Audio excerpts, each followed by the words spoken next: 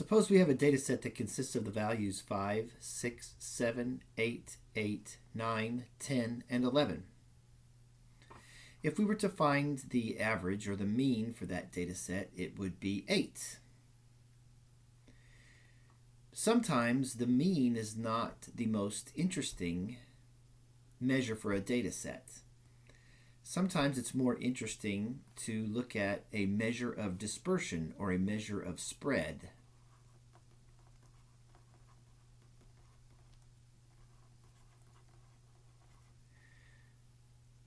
Sometimes it's more interesting to answer the question, how spread out are the data values? So if we were to go through the process that we have outlined here at the tops of these columns, what I would do is subtract the mean from each of these data values.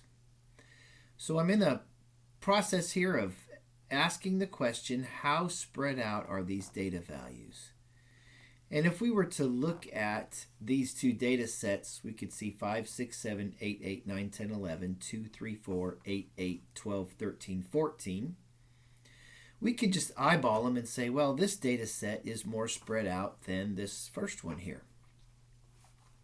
But just to say that it's more spread out is not sufficient. That's very vague. We need to be specific about to what degree is it more spread out. So we'll subtract the mean from each data value, and if I do that in this first column here, or this first entry, I'll have 5 minus 8 is minus 3, 6 minus 8 is minus 2, 7 minus 8 is minus 1, 8 minus 8 is 0, 0, 1, 2, and 3. Now if I were to take the average of each of these values, I would find it to be 0. It all winds up being 0 here. Now, why is that? Well, the mean, remember, is the balance point for the values in a data set. And if I take that mean and subtract it from each of the data values, so the balance point for these values, then that sum is going to wind up being 0. And if I want to answer the question, well, on the average, how spread out are these data values, I can't do it like this because that sum is 0. So the average would be 0.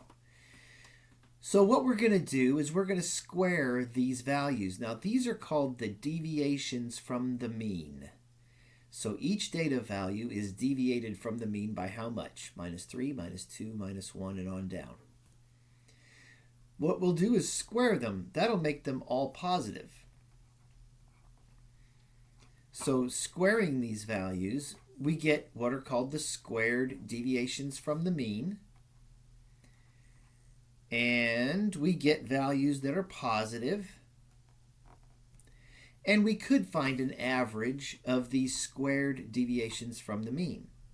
So if we're going to do that, we'll add them all up. So here we have this sum symbol. Add up all the squared deviations from the mean. And if we do that, this total is going to be 28. Now, if we find the average of the squared deviations from the mean, that means we would take each of these squared deviations, add them up, and divide by the size of the data set. And when we do that, what we wind up with is a measure called the variance. So the variance for this data set will be 28 divided by 8, which would give us 3.5.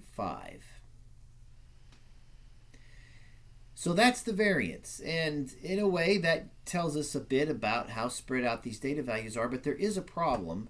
Let's suppose that these data values here were, say, units of centimeters. So we have 5 centimeters, 6 centimeters, 7 centimeters, and on down. And if I find an average then of that set of data values, the units would still be centimeters. And if I subtract centimeters from centimeters, I still wind up with centimeters. So the units are all consistent all down through here until I square them. When I square them, I wind up with a unit that is not consistent with the individual data values. Centimeter is a unit of length. Square centimeters is a unit of area.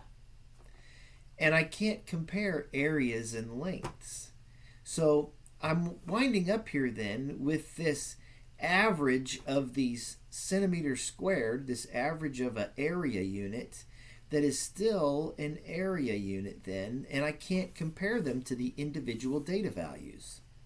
I need a measure of spread or a measure of dispersion whose units are consistent with the data values. Okay, well then we're going to take the square root of the variance. And when I do that, I wind up with a measure called the standard deviation.